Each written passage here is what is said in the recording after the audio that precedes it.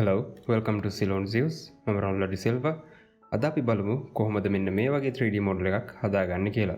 අද ටියුටෝරියල් එකේ මම කියලා දෙන්න බලාපොරොත්තු වෙන්නේ මෙන්න මේ වගේ hard edges වලින් මෙන්න මේ වගේ surface area එකකට යද්දී මෙන්න මේ විදිහට smooth විදිහට transition එකක් ගන්න කොහොමද කියන එක. මෙතන මම cylindrical detail එකක් දීලා තිනවා. ඒක මම ඇත්තටම දුන්නේ visual interest එකක් ඇති කරන්නයි. මම ඉස්සෙල්ලාම කියන්නම් මගේ approach එක. මේක බැලුවම පේනවා මෙන්න මෙතනින් පොඩි බෙන්ඩ් එකක් තියෙනවා. පොඩි ඇන්ගල් එකක් එක්ක මෙතනට යනකොට ගොඩක් ස්ප්‍රෙඩ් වෙලායි තියෙන්නේ. ඒ කියන්නේ මගේ edge flow එක මේ හරියට යනකොට ගොඩක් ස්ප්‍රෙඩ් වෙනවා. තව දෙයක් තමයි මෙන්න මේ වගේ cylindrical detail එකක් හදාගන්නකොට අපි සාමාන්‍යයෙන් අපේ topology දැනුම අඩුයි නම් මෙන්න මේ corners curve වෙන්න බලනවා. ඒ නිසා මෙන්න මේ details ටික මෙන්න මේ rectangle එක ඇතුලේ කොහොමද අපි content කරගන්නේ කියන එකත් මම අද කියලා දෙනවා. එහෙනම් අපි ටියුටෝරියල් එකට ගිහිල්ලා බලමු කොහොමද මේ 3D model එක හදාගන්නේ කියලා. ඉස්සෙල්ලා මම කරන්නේ මගේ create panel එකට ගිහින් මෙන්න මේ විදිහට simple plane එකක් ඇඳ ගන්නවා. මම grid එක off කරගන්නවා. මෙතන length segments විදිහට 3ක් දෙනවා. මම මේක editable poly එකකට convert කරගන්නවා. convert කරගෙන මෙන්න මේ edge එක පොඩ්ඩක් මේ පැත්තට වැඩිපුර ඩ්‍රැග් කරගන්නවා. මොකද මගේ cylindrical detail එක මෙන්න මෙතන එන්න ඕන නිසා. ඒකට මට ඉඩ තියෙන්න ඕන මෙන්න මෙතන. ඊට පස්සේ මම polygon tool එකට switch කරලා මෙන්න මේක උඩට ඩ්‍රැග් කරගන්නවා. මෙතන මම පොඩ්ඩක් ඉස්සරහට කරගන්නවා. මොකද මෙන්න මෙතන hard edges දෙක හොඳ reflection එකක් එක්ක එතකොට බලා ගන්න පුළුවන්. ඒක ඇත්තටම personal preference එකක්. ඒක ඔයාලට කැමති විදිහකට කරගන්න පුළුවන්. ඊට පස්සේ අපිට මෙන්න මෙතන bends දෙක ගන්න නම් අපිට මෙන්න මේ පැත්තට edges ඕනේ. ඒ නිසා මම මෙන්න මේ විදිහට edges දෙකක් තියාගන්නවා. ඊට පස්සේ මෙන්න මේ ටික select කරලා මෙන්න මේ vertices ටික select කරලා මෙන්න මේ පැත්තට drag කරනවා.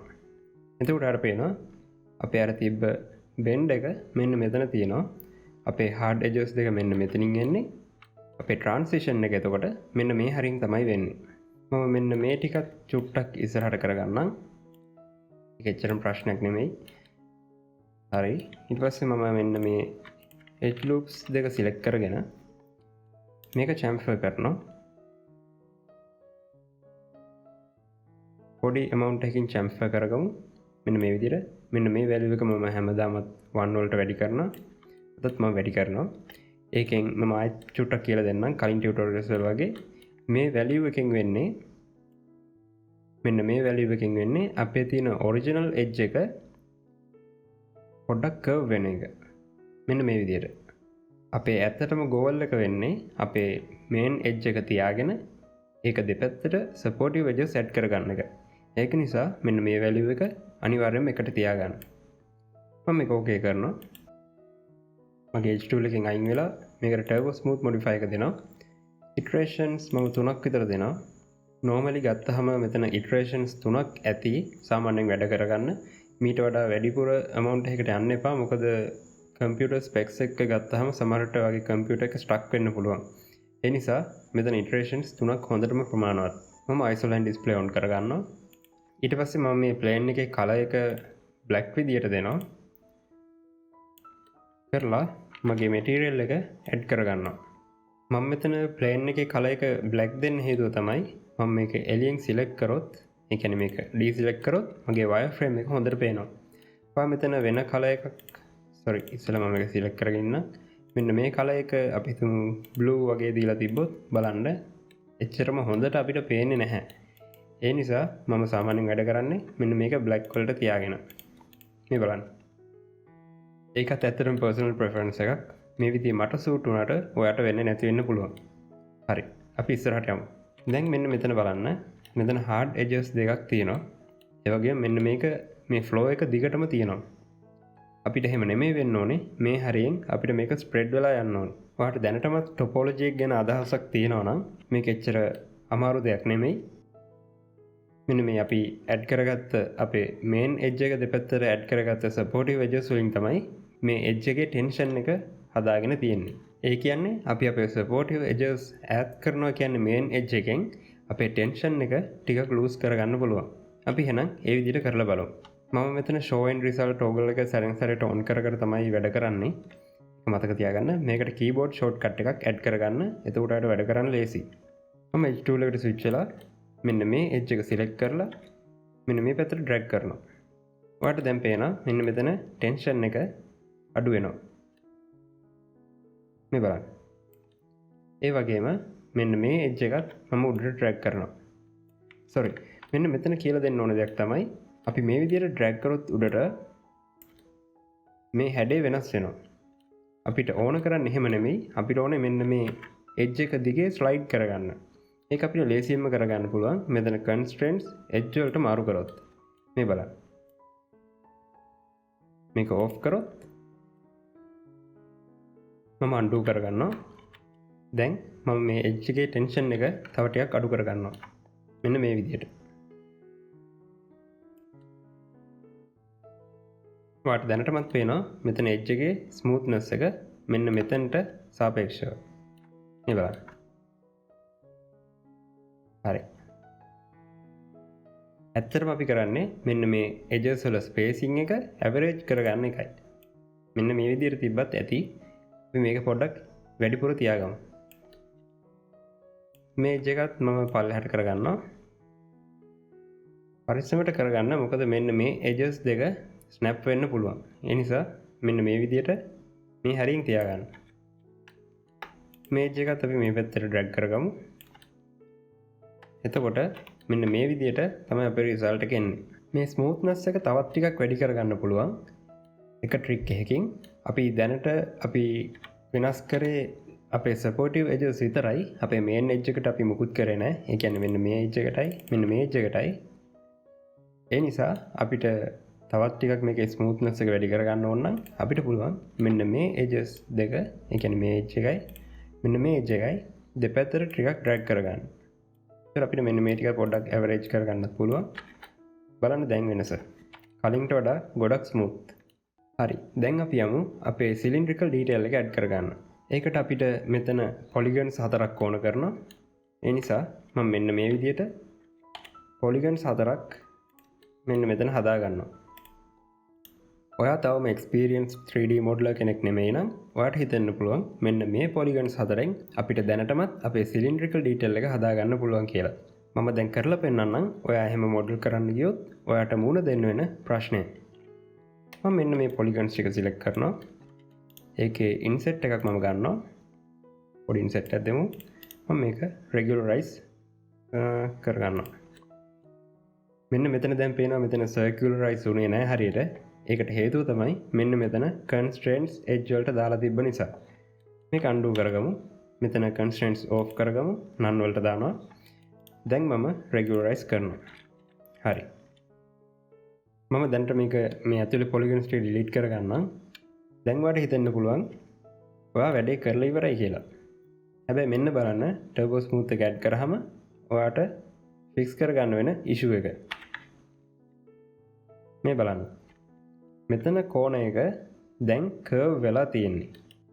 මේ කෝනස් ටික ගත්තාම මේවා 90 ඩිග්‍රී වලින් තියෙනවා. ඒ වුණාට මේ කෝණ එක මේ පැත්තට ඩ්‍රැග් වෙලා තියෙනවා. ඒකට හේතුව තමයි මෙන්න මේ තියෙන edge එක. මෙන්න මෙතන vertex එක ගත්තාම vertex එකට edges තුනක් join වෙනවා.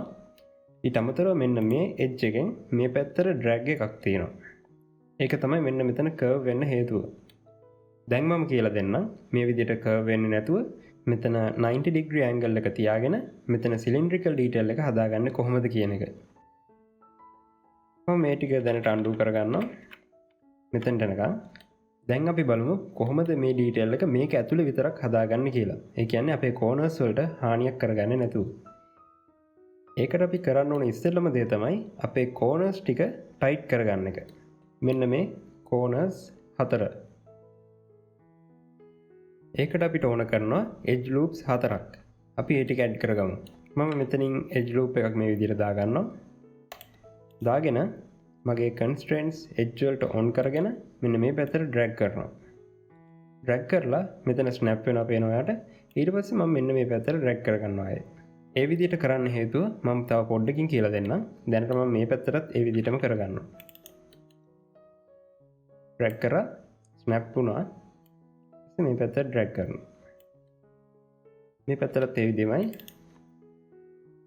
ඩ්‍රැග් කරලා ස්නැප් වෙනකන් මේ පැත්තට ඩ්‍රැග් කරනවා. මෙන්න මෙතනින් වාට හොඳටම බලා ගන්න පුළුවන් මම මේ විදිහට ස්නැප් කරන්න හේතුව. මේ edge flow එක ගත්තාම හරිම බැලන්ස්. ඒ කියන්නේ කොහෙටවත් ඇන්ගල් එකකට මේ edges හැරිලා නැහැ. හරිම පැරලල් විදිහට තමයි තියෙන්නේ. ඒ කියන්නේ සමාන්තරව තියෙන්නේ. මේ ටික ගත්තොත් එහෙමයි. මේ ටික ගත්තත් එහෙමයි. මෙතන පොඩි ඇන්ගල් එකක් තියෙනවා. ඒක එච්චරම අපිට පේන්නේ නැහැ මේ පැත්තට එද්දි. ඒක පැහැදිලි කරන්නම් මෙන්න මෙතනින් මම. මේ බලන්න. මම මෙතනට edge loop එකක් දාන්න යනකොට මේකේ හැඩයක් ගන්නවා. මේ බලන්න. මේක perfect straight line එක නෙමෙයි වැටෙන්නේ. ඒ නිසා ඔන්න බලන්න මම කරන්න යන දේ. මම මෙතනින් loop එක දා ගන්නවා. ඊට පස්සේ මම කරන්නේ මෙන්න මේ පැත්තට drag කරනවා. මේ බලන්න snap වෙන විදිය. ඊට වඩා පැහැදිලිව මම මේක zoom out කරොත් ටිකක් මේ බලන්න. ටික ටික මෙන්න මේ side එකට ඒක snap වෙනවා. ඊට පස්සේ මම ආයේ මේ පැත්තට drag කරද්දි ඒක perfect straight line එකක්. මම මේකම අනිත් පැත්තට චුට්ටක් කරලා පෙන්නන්නම් කොහොමද ඒක වෙන්නේ කියලා. මම මේකට අලුත් edge loop එකක් දාගන්න. මේ බලන්න. මම මේක drag කරද්දි මෙන්න මේ පැත්තට ඒක snap වෙනවා. ඊට පස්සේ මම ආයි drag කරද්දි මේ බලන්න. මේ same angle එකකින් තමයි ඒක drag වෙන්නේ. පේනවනේ? මේ angle එකමයි මෙතන තියෙන්නේ. ඒ කියන්නේ අපි snap කරන පැත්තේ හැටියට තමයි ආයි අපි මේක drag කරලා මේ පැත්තට ගනිද්දි ඒක ආයි එන්නේ. මෙතනට චුට්ටක් එක කරලා පෙන්නන්න. මේ බලන්න මේ loop එක මම මෙතනට දාගෙන මේ පැත්තට drag කරලා ආයි මෙහාට කරද්දි මේ බලන්න. මේ බලන්න. මම හිතනවාට ඒ අදහස එන්නේ නැති කියලා මම මේ වැඩිපුර දාගත්ත edge loop එක delete කරනවා. ඊට පස්සේ මම මෙන්න මේ polygons හතර select කරලා constraints off කරගෙන right click insert right click regularize scale down කරගන්න. පස්සේ තව පොඩි insert එකක් දෙමු. දීලා එක මෙන්න මේ වගේ පොඩි detail එකක් මම දෙන්නේ. ඊපස්සේ මම මේක පල්ලෙහාට drag කරගන්නවා. පොඩි insert එකක් දෙමු. දීලා මම මෙන්න මේ edges ටික select කරගෙන loop කරලා right click chamfer value එක 1 වලට තියාගෙන පොඩි value එකක් දෙමු අපි. මේ ගන්න ඇති වෙයි. okay කරනවා. දැන් බලන්න turbo smooth එක දාපුවම මෙන්න මේ කෝණ එක. මම මෙතන කෝණ එක tight කරලයි මගේ ඊළඟ detail එකට මම ගියේ. මේක හොඳ modeling practice එකක්. මේ විදිහට model කරන්න හුරු වෙන්න. එතකොට ඔයාලට පුළුවන් ඔයා හදන model එක, ඒ කියන්නේ ඔයා හදන details ඔයාට ඕන කරන polygons ටික ඇතුලේ විතරක් contain කරගන්න. ඒ කියන්නේ ඒක ඇතුලේ විතරක් ඉතුරු කරගෙන වටේ model එකේ ඉතුරු ටිකට හානියක් නොවෙන්න වැඩ කරන්න. මම අද මෙන්න මෙතන පැහැදිලි කරපු දේ, ඒ කියන්නේ මේ edge flow එක මෙතන මේ විදිහට spread කරපු එක තවත් ගොඩක් විදිහට මීට වඩා ඇඩ්වාන්ස් මොඩල් එකක් මම කලින් වීඩියෝ එකේ හදන හැටි කියලා දුන්නා. ඒකේ link එක මම උඩින් දාන්නම්. ඒක ගිහින් check කරන්න. ඔයාගේ දැනුමට අද ඉගෙන ගත්ත දේටත් වඩා දෙයක් එකතු කරගන්න පුළුවන් ඒ වීඩියෝ එකත් බැලුවොත්. අද ටියුටෝරියල් එක ගැන ඔයාගේ අදහස් දැනගන්න මම කැමතියි. පල්ලෙහා comment section එකේ ගැන දාන්න.